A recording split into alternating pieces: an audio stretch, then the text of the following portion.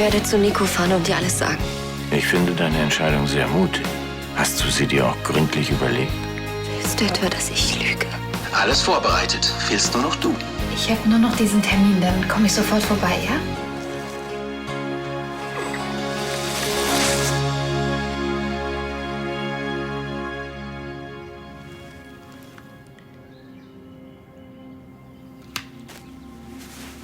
Vollkommenes Glück ist wie eine Seifenblase. Aber unser Glück kann auch platzen. Genau wie eine Seifenblase.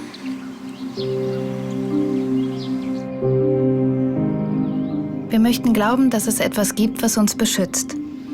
Aber im entscheidenden Moment sind wir ganz auf uns gestellt.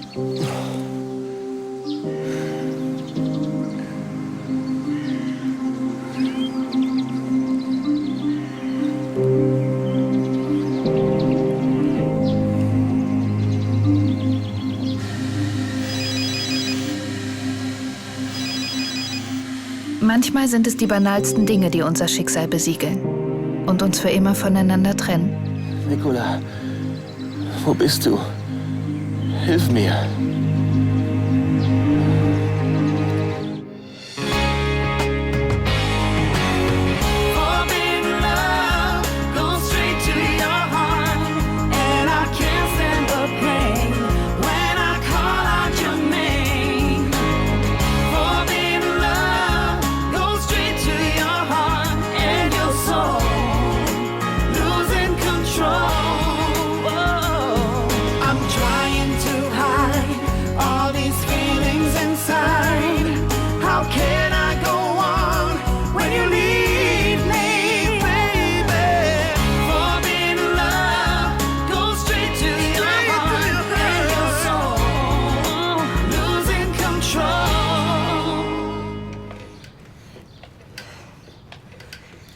There has been an accident. Please call the ambulance. Wenn du nicht bald damit aufhörst, dann brauchen wir hier oben bald auch einen Krankenwagen, ja? Was? Du sollst damit aufhören. Andi, sowas nennt sich Weiterbildung. Aber was versteht schon ein Bauarbeiter davon? Der Bauarbeiter geht gleich persönlich runter und legt dein Pensionszimmer trocken, damit du hier endlich abhaust. Du bist doch längst ausgezogen. Stimmt. Wohnst du jetzt eigentlich wieder richtig hier? Mal sehen. Was ist denn eigentlich los? Schon wieder Stress mit Helena? Wahrscheinlich hat sie sich einen heißen Liebhaber geangelt, um sich an Andi zu rächen. Kümmere dich gefälligst um deinen eigenen Kram. Ups. Das war wohl ein Volltreffer. Hätte ich der verklemmten Nudel Helena gar nicht zugetraut. Kim, ich hab dir Frühstück gemacht. Kann ich reinkommen? So. Kim? Thomas! Was ist denn? Kim ist weg. Sie muss durchs Fenster geklettert sein und dann über die Feuerleiter. Weißt du, wo sie hin ist? Ist doch wohl klar, oder? Na, vielleicht ist sie auch bei Rebecca. Wohl kaum. Immerhin wohnt ihre große Liebe Ansgar von Lahnstein nur ein paar Zimmer weiter. Bitte nicht. Du hast doch selbst gesehen, wie die beiden sich geküsst haben. Dann hat er recht. Wir haben ihr den Umgang mit dem Grafen verboten. Und wir haben ihr mit dem Internat gedroht. Und damit haben wir sie direkt in seine Arme getrieben.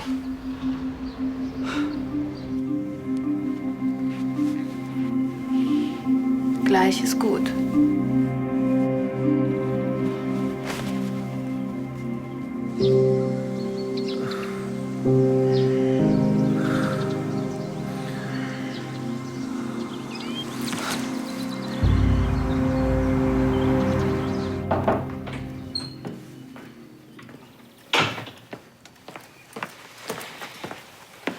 Hey. Hey. Du, ich habe noch mal nachgedacht. Es war falsch von mir, so einen Riesenfass aufzumachen. Schließlich bin ich der Letzte, der dir irgendwelche Vorhaltungen machen sollte. Meinst du das ernst? Naja, also, man reißt ja auch nicht gleich die ganze Wand raus, nur weil ein paar Risse in der Mauer sind. Außer es ist eine tragende Wand. Es kommt drauf an, wie tief die Risse sind. Und ob es Setzrisse sind oder Schwindrisse. Was heißt das jetzt? Ich schätze, wir beide sind quitt.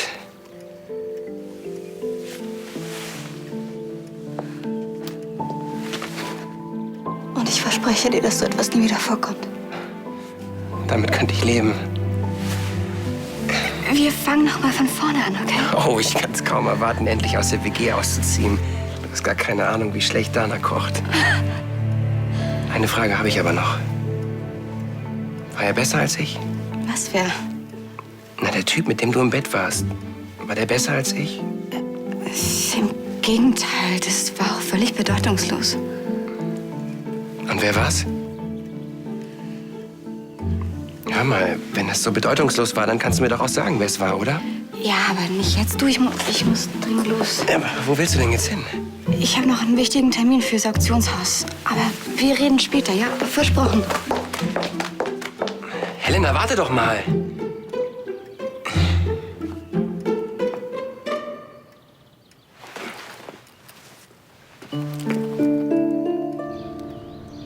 "33 Thursday Thundering Thoroughbreds. Thumped Mr. Thurber on Thursday. 33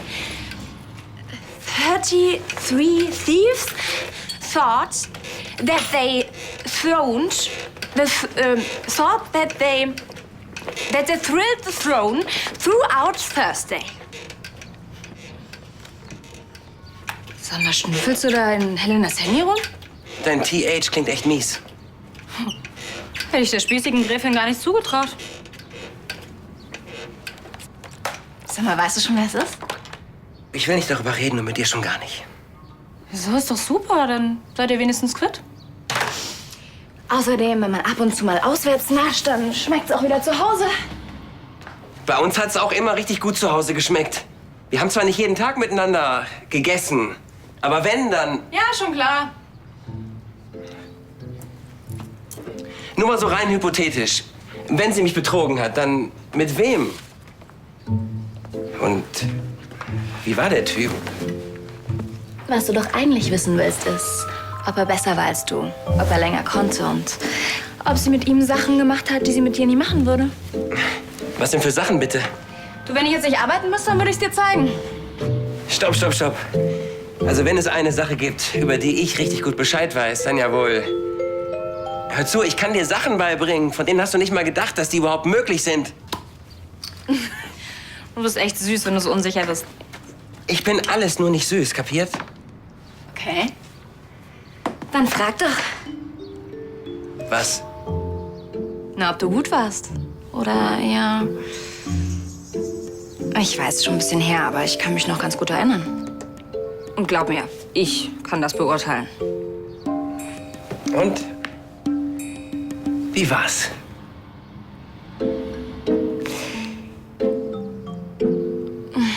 Du, ich möchte nicht drüber reden.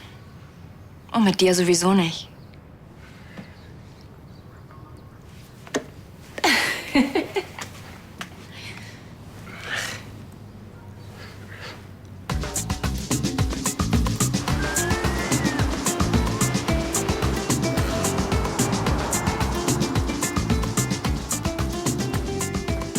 Wow. Ja, nicht schlecht, ich weiß. Ich meine eigentlich die Flugschule. Die haben im Moment einen Kurs im Angebot. Angebot, das sind fast 6.000 €. Ja, aber der Kurs geht ja auch 3 Wochen. Da lernst du die gesamten Grundlagen. Ja, und wo willst du die Kohle hernehmen? So viel Taschengeld bekommst nicht mal du. Ich weiß. Von meinen Eltern werde ich wahrscheinlich keine Unterstützung bekommen. Meine Mutter hat mir gerade noch mal klar gemacht, dass sie total dagegen ist. Wogegen? Hallo, Padre. Timo will sich tätowieren lassen, im großen Pool hinten auf dem Rücken. Verstehe. Ich kann mir zwar beim besten Willen nicht vorstellen, was deine Mutter dagegen hat, aber wenn du willst, dann rede ich mit ihr darüber. Ach, das würden Sie tun? Klar. Ich würde dir sagen, auch Pudel sind Gottes Geschöpfe. Und über Nasenpiercing würde ich auch gleich mit dir verhandeln. Ich meine, wenn man schon mal dabei ist. Das ist wahnsinnig nett von Ihnen, Padre, aber nicht nötig. In Wirklichkeit geht es um Flugstunden, die ich nehmen möchte. Ah, deine Mutter glaubt, dass das zu gefährlich ist. Dabei sind Flugzeuge die sichersten Transportmittel. Stimmt, oder kennen Sie irgendjemanden, der beim Flugzeugabsturz ums Leben gekommen ist, hm?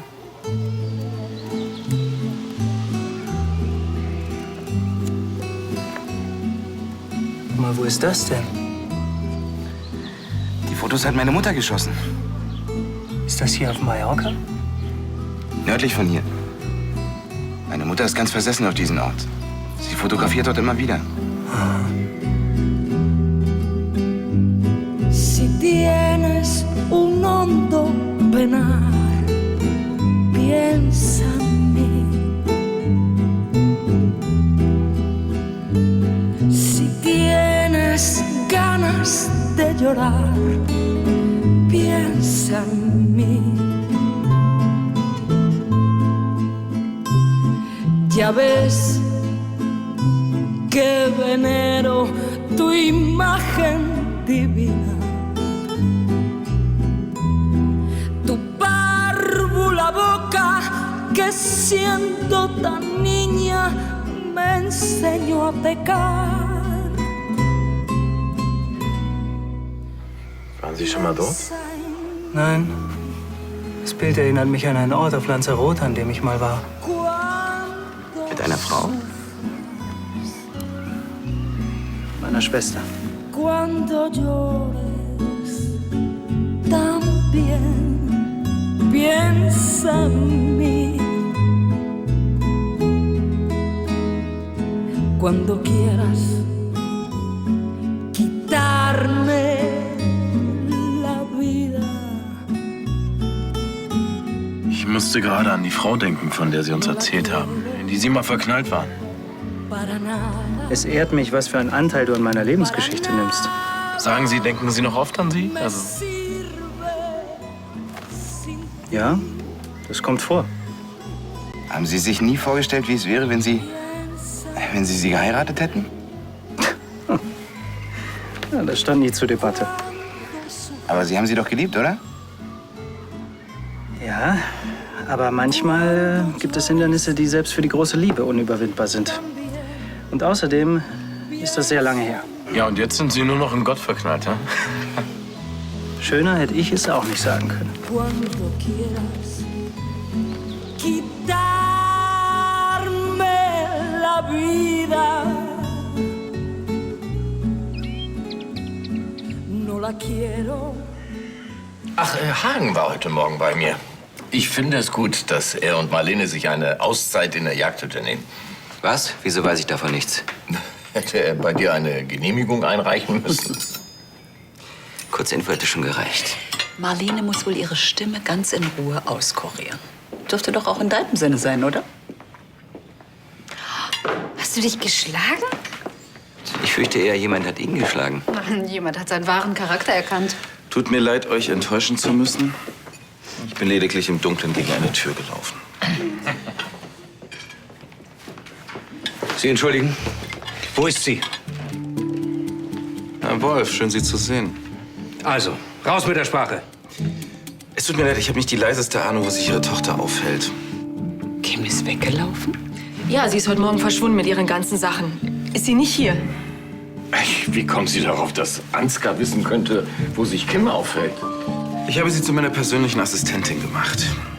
Wir haben gesehen, wie er und Kim, wie sie sich geküsst haben.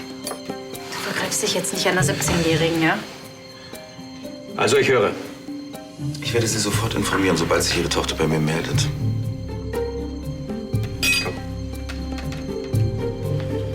Entschuldigung nochmal. Im Dunkeln gegen eine Tür gelaufen, tat's weh? Ja.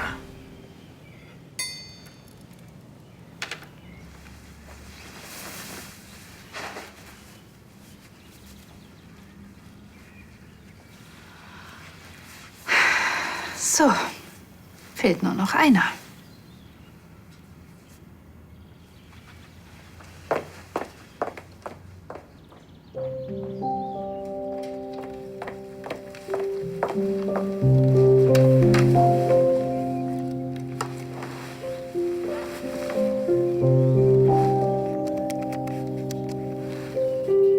Hallo, mein Schatz. Heute geht's los, wie man sieht. Aber um das gleich richtig zu stellen, das meiste Zeug gehört mir, während dieses bescheidene Häufchen da Nikolas ist. Wir hatten ja eigentlich schon gepackt, aber das musste natürlich alles nochmal neu gemacht werden. Und das ist wirklich nur das Allernötigste. Wir haben so lange von dieser Reise geträumt. Und dann ist immer wieder was dazwischen gekommen. Eigentlich sollte das ja unsere Hochzeitsreise sein. Und heute geht's endlich los.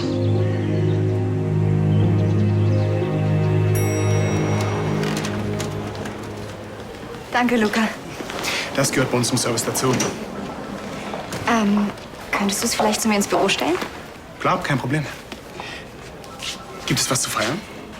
Nein, ich treffe mich gleich mit jemandem, der einen Nachlass besitzt, an dem ich großes Interesse habe. Und wir sind nicht die Einzigen. Dann musst du einfach nur deinen ganzen Charme spielen lassen. Wenn das mal reicht, aber vielleicht überzeugen ihn ja die Häppchen.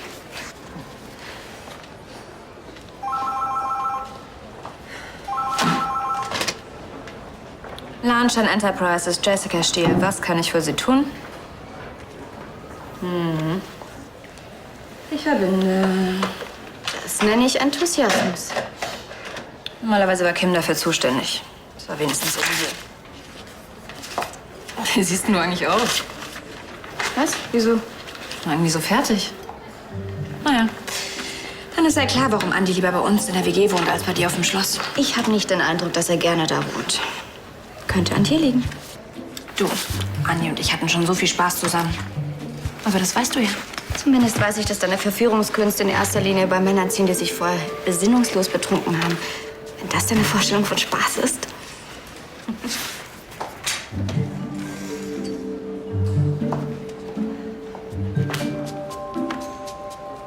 Hey, alles gut bei dir?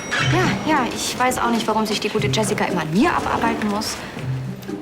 Weil du alles verkörperst, was sie niemals haben wird. Und jeder Mann sieht das sofort. Sogar wenn er nicht betrunken ist. Danke, Luca.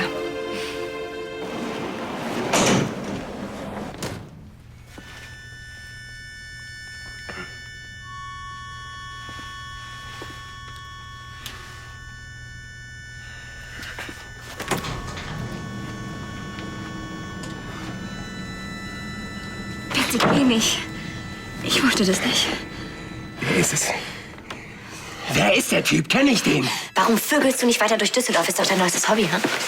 Was? Elena möchte jetzt gehen, und zwar mit mir.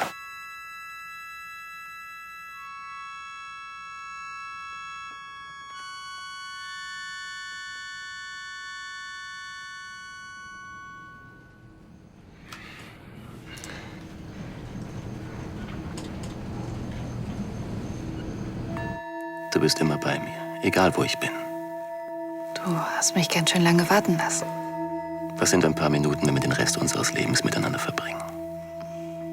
Den Rest unseres Lebens? Ich kann es kaum erwarten. Dann lass uns keine Zeit verlieren.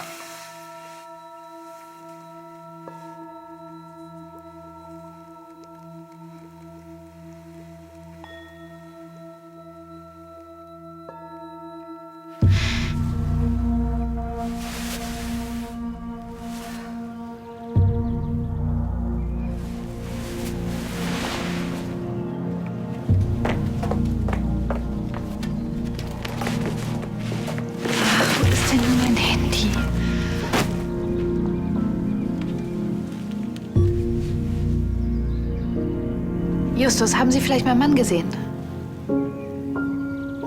Hat er eine Nachricht hinterlassen? Okay, danke.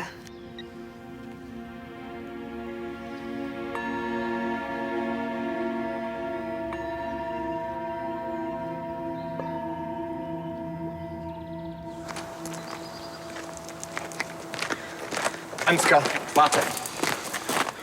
Was läuft da zwischen dir und Kim Wolf? Bitte, ich glaube kaum, dass ich dir darüber Rechenschaft schuldig bin. Sie ist meine Assistentin. Das meine ich nicht. Und das macht deinen Übergriff auch nicht besser. Im Gegenteil. Entschuldigung mal, meinen Übergriff? Jetzt bleib mal auf dem Teppich. Sie ist minderjährig. Sie ist kein Kind mehr, glaub mir. Du bist so geschmacklos. Oh, jetzt aber keinen Neid, ja? Und du weißt wirklich nicht, wo sie ist? Tut mir leid. Ich habe nicht die geringste Ahnung. Na, wenn sie nicht bei Rebecca ist? Da ist sie nicht. Ach, Entschuldigung. Sie haben nicht zufällig unsere Tochter hier irgendwo gesehen? Nee, tut mir leid. Aber wenn wir sie sehen, sagen wir natürlich Bescheid. Danke. Und ihr Telefon? Sie geht nicht ran. Wir haben es auch schon mit unterdrückter Nummer versucht. Na, so richtig verdenken kann man es ihr nicht, ne? Ja, ich weiß. Du findest ja, dass wir übertreiben. Mann, Kim ist fast volljährig. Sie in ein Internat abzuschieben, nur weil sie sich in einen Mann verliebt hat, der euch nicht passt, das ist... Der nicht passend ist. Und der sie nur ausnutzen wird. Ihr kennt meine Meinung. Jeder sollte seine eigenen Erfahrungen machen und Kim ist kein Kleinkind mehr. Und was schlägst du vor? Lass dir doch einfach mal ein bisschen Luft zum Atmen. Also das haben wir die ganze Zeit versucht. Und mit welchem Erfolg, das sieht man ja jetzt. Solange Kim sich diesen Ansgar von Lahnstein nicht aus dem Kopf schlägt, haben wir keine andere Wahl. Das ist ja wohl nicht meine Schuld, wenn mich mal jemand nett findet, oder? Die Wolfs sind die Eltern meiner Schwiegertochter. Und Kim arbeitet für dich. Und? Ich bin doch schließlich nicht der Erste in der Familie, der sich mit dem Personal einlässt, nicht wahr? Auch wenn ich dich im Allgemeinen für die Autorität halte, was schlechten Geschmack betrifft. Mein Privatleben geht dich nichts an. Also halt dich da raus. Ich sag doch auch nicht, dass ihr euch komplett aus Kims Leben raushalten sollt, aber ich verstehe einfach nicht, warum ihr so wahnsinnig streng mit ihr seid. Kim hatte immer alle Freiheiten. Vielleicht ein paar zu viele. Ja, genau das ist es. Ihr wart immer nachsichtig. Aber seitdem Kim sich in Ansgar von Lahnstein verliebt hat, bist du wie auf einer Mission. Wir haben alle schon mal Freunde angeschleppt, die dir nicht gepasst haben. Allerdings. Wie hieß der immer noch, dieser Punker? Bernie. Mhm. Aber das kannst du überhaupt nicht vergleichen. Ihr wart ein Alter und es war echt ein süßer Junge. Du hast ihn von Anfang an nicht gemocht. Dachte ich. Und du hast Marlene und mir nie mit Internat gedroht, nur weil du mit unseren Entscheidungen unzufrieden warst. Kim ist nun mal das Nesthäkchen. Und da macht man sich einfach mehr Sorgen. Kim kommt schon zurecht. Und früher oder später wird sie sich auch wieder melden. Macht euch doch nicht so verrückt. Zu spät. Und wenn du was hörst? Klar. Sie kommt schon wieder. Tschüss.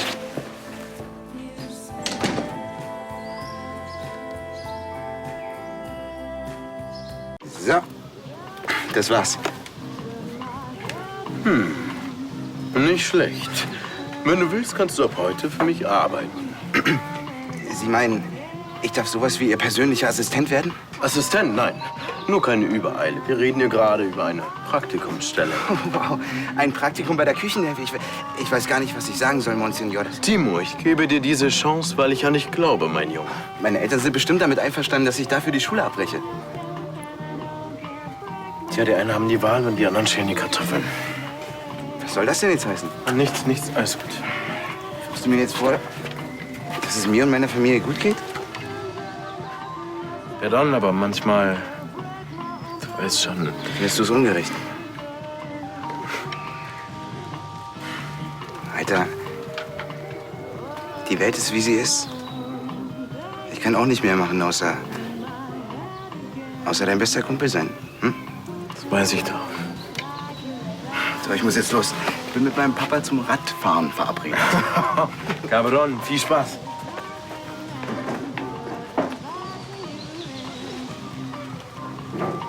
Bist du auch schon da gewesen? Tja, 1, 2 Mal. Wenn Sie wollen, schreibe ich Ihnen den Weg auf. Ja, gerne. Ja, meine Mutter hat mittlerweile so viele Fotos gemacht. Ich habe das Gefühl, als kenne ich da jeden Stein. Ja, ist wirklich sehr schön da. So. Das ist ganz leicht zu finden. Einmal über den Berg und dann rechts. Alles klar, danke. Kein Ding. Ich muss jetzt los. Schwupps, wir sehen uns.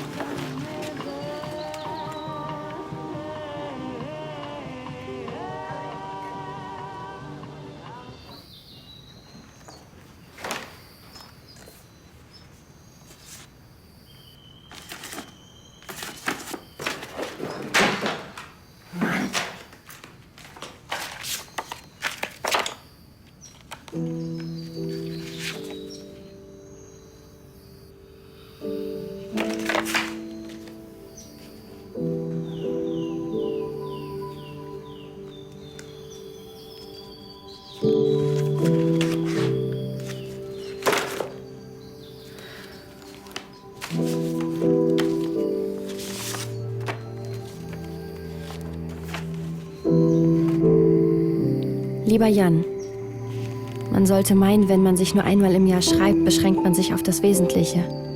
Aber sobald ich an dich denke, will ich dir alles aus meinem Leben erzählen. Es mit dir teilen. Um wenigstens die Illusion zu haben, dass du immer noch ein Teil davon bist.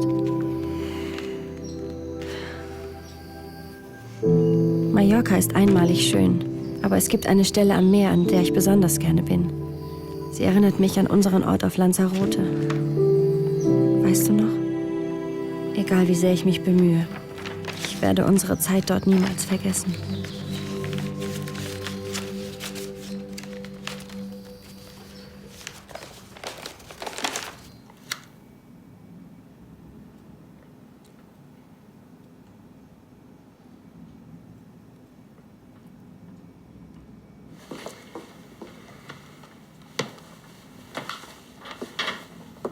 Was hast du da gemacht? Hey, du hast dein Handy vergessen. Ich weiß. Ich war gerade oben, um es zu suchen. Und? Was Interessantes entdeckt?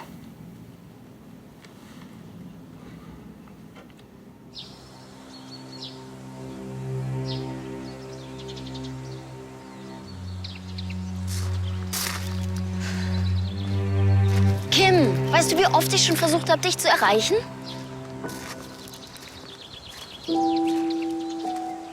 Ja, wenn du nie rangehst, versuchst es halt immer wieder, ist doch klar.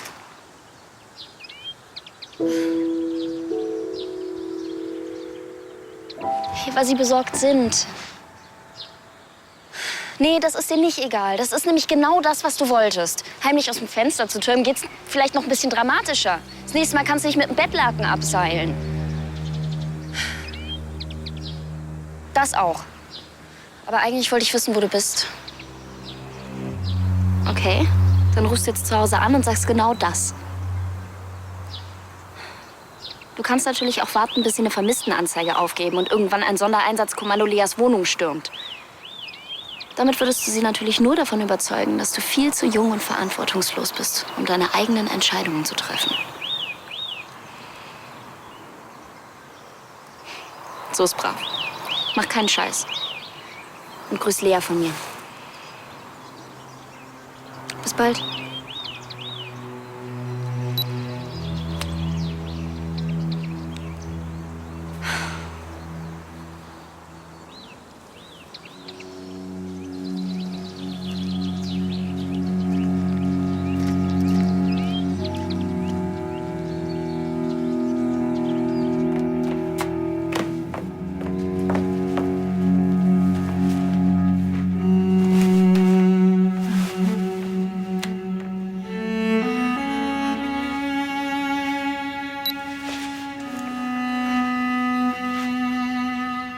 Nicola, wo bist du? Hilf mir.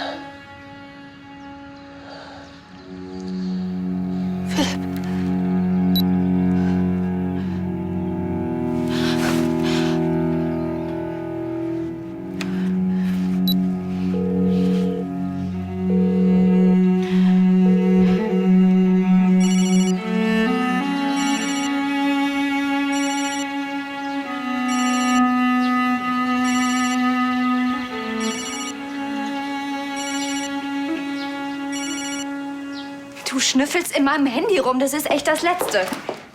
Ich habe keine SMS gelesen. Ja, weil ich dich vorher erwischt habe. Du wolltest mir ja nicht sagen, mit wem du mich betrogen hast. Da habe ich gedacht, finde ich es selbst heraus. Hier, bitte, tu dir keinen Zwang an.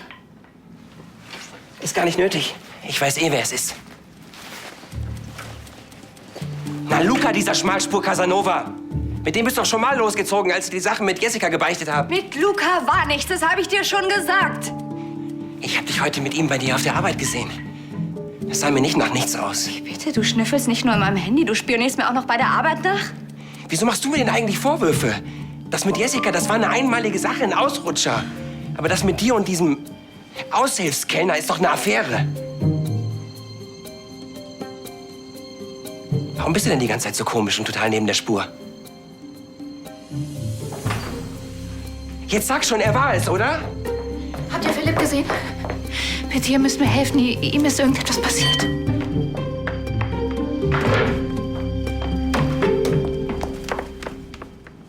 Es tut mir leid, dass ich ausgerechnet an unserem Jahrestag arbeiten muss. Ich kann wohl kaum erwarten, dass heute alle gesund sind. Ich arbeite daran.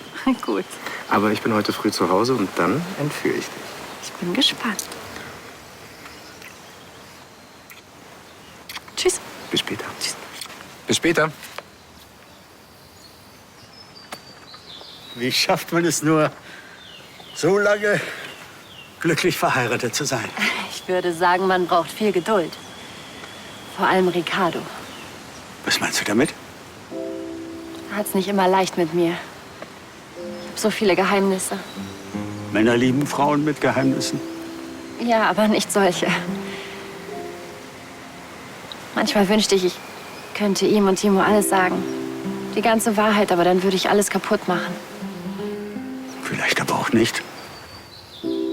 Timo darf niemals erfahren, dass Ricardo nicht sein leiblicher Vater ist. Julia, Tim Sander ist tot. Ricardo ist sein Vater. Timo muss mich doch hassen, wenn er erfährt, dass ich seinen Vater verlassen habe, um mit meinem Zwillingsbruder nach Lanzarote zu gehen. Vielleicht unterschätzt du deinen Jungen aber auch. Sicher, vielleicht ein erster Schock und es kann ja durchaus... Was denn für ein Schock? Ah, wir haben uns gerade überlegt, wie es wäre, wenn du mal pünktlich nach Hause kämst. Jetzt bin ich pünktlich. Wo ist Papa? Ein Notfall. Wir wollten noch Mountainbiken. Ja, dann musst du wohl mit deiner Mutter Vorlieb nehmen. Oder vielleicht sein Opa, vielleicht. Nein. Also, wenn ihr mich loswerden wollt, ein Flugticket nach Düsseldorf reicht. Ich bin nicht lebensmüde.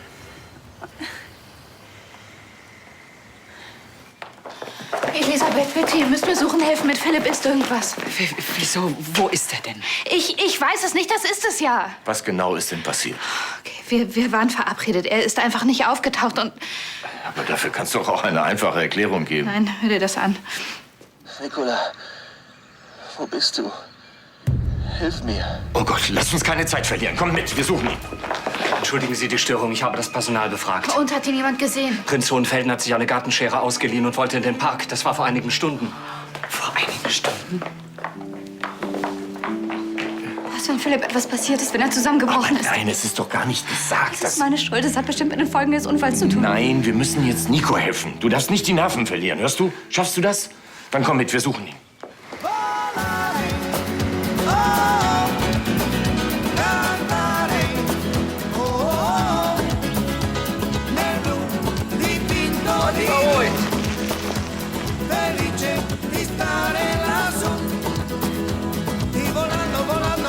Me encuentro amado, malo que son, y mientras en el mundo sale con el paso de mí, una música dulce tocada solo para mí.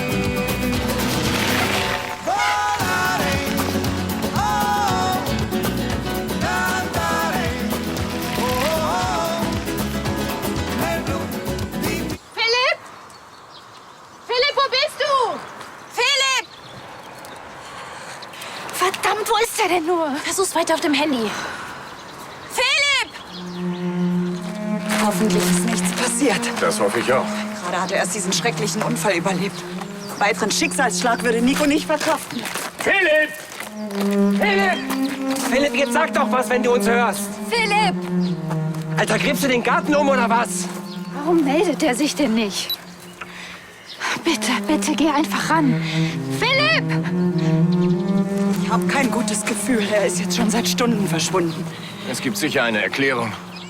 Gleich finden wir ihn und dann wissen wir mehr. Philipp! Philipp!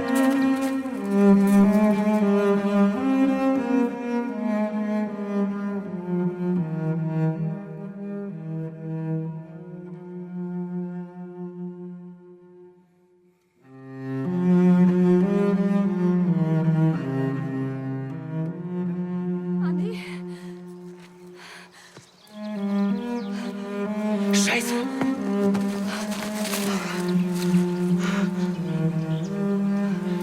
Ruf einen Krankenwagen.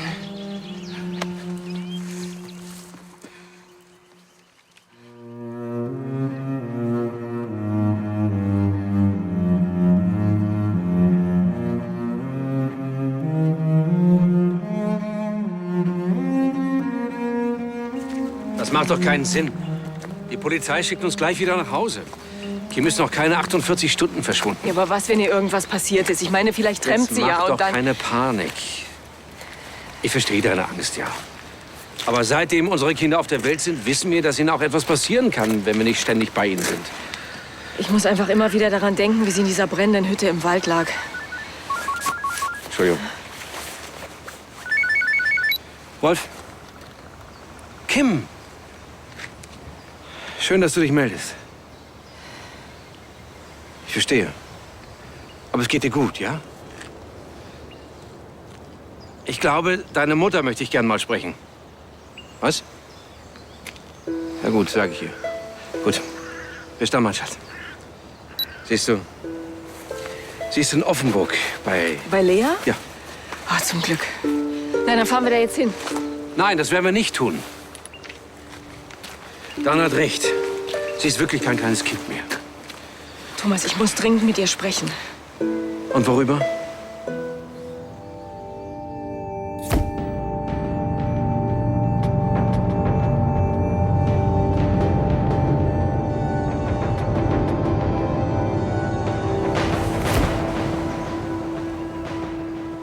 Egal, was es ist. Es macht alles nur noch schlimmer. Und wenn wir jetzt nach Offenburg fahren, dann erreichen wir gar nichts. Gib ihr etwas Zeit. Ja, und dann? Was, wenn sie irgendwelche Dummheiten macht? Immerhin hat sie sich gemeldet. Wir wissen, dass es ihr gut geht.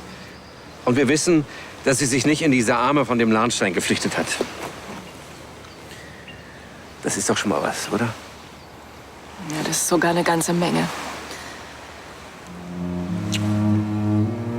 Was ist passiert, Andi? Später.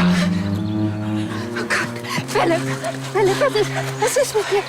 Bitte sag doch was, Philipp, bitte. Jetzt nimmt Nico hier weg. Ja, Nico, warte.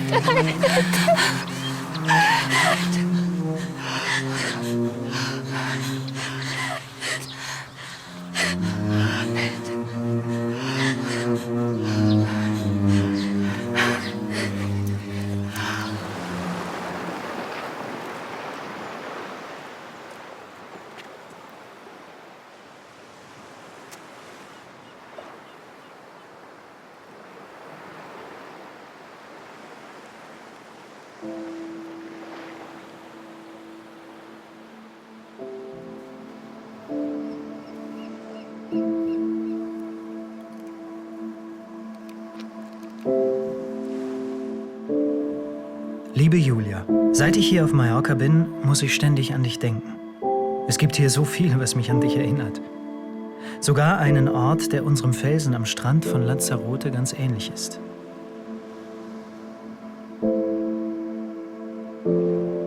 Ich habe in den letzten Jahren versucht, einen Schlussstrich zu ziehen, meine Gefühle für dich wegzuschließen. Auf dieser Insel kommen sie aus irgendeinem Grund umso heftiger wieder hoch.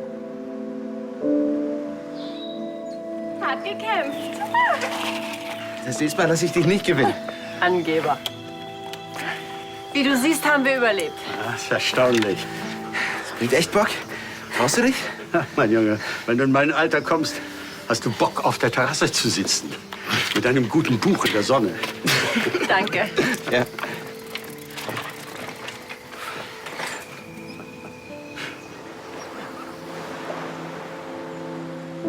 Es ist seltsam. Du bist mir hier so nah wie schon lange nicht mehr. Traumhaft. Das habe ich heute Morgen gemacht. Oh nee, meine Schutzkappe ist weg. Die habe ich da bestimmt liegen lassen. Ich hole die schnell. Die findest du da nicht mehr. Da kommt nichts weg. Den Ort kennt kaum jemand.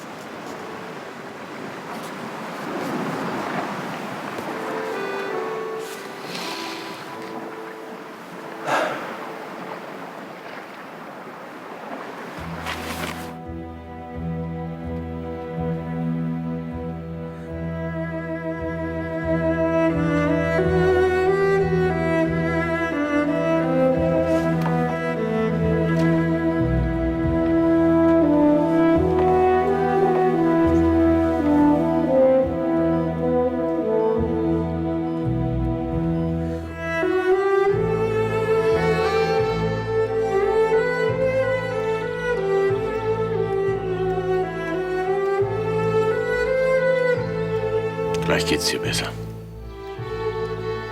Was ist denn bloß los mit dir? Vielleicht einen Tee. Sag in der Küche Bescheid. Okay. Hast du denn vielleicht auch Appetit? Ich regel das schon.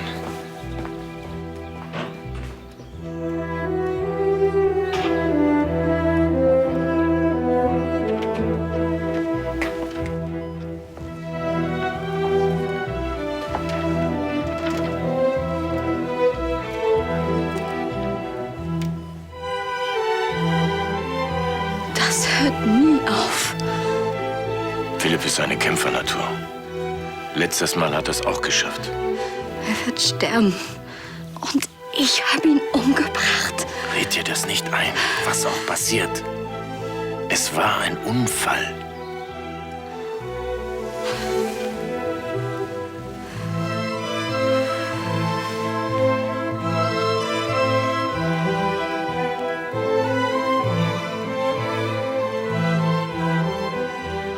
Nun sagen Sie schon, was ist mit ihm? Bei Ihrem Mann hat sich ein Blutgerinnsel im Gehirn gebildet. Dadurch ist der Hirndruck gestiegen und Ihr Mann ist ins Koma gefallen. Aber so ein Blutgerinnsel, das kann man doch behandeln, oder? Der Erfolg einer Therapie hängt im Wesentlichen davon ab, zu welchem Grad das Gehirn geschädigt wurde. Das werden wir jetzt überprüfen. Aber er wird doch wieder gesund. Wie gesagt, wir müssen erst die Untersuchungen abwarten. Aber es ist durchaus möglich, dass die Schäden im Gehirn irreversibel sind. Und wann denken Sie, dass er wieder aus dem Koma aufwacht? Das hängt vom Grad der Schädigung ab. Das heißt, es könnte also sein, dass er nicht wieder aufwacht.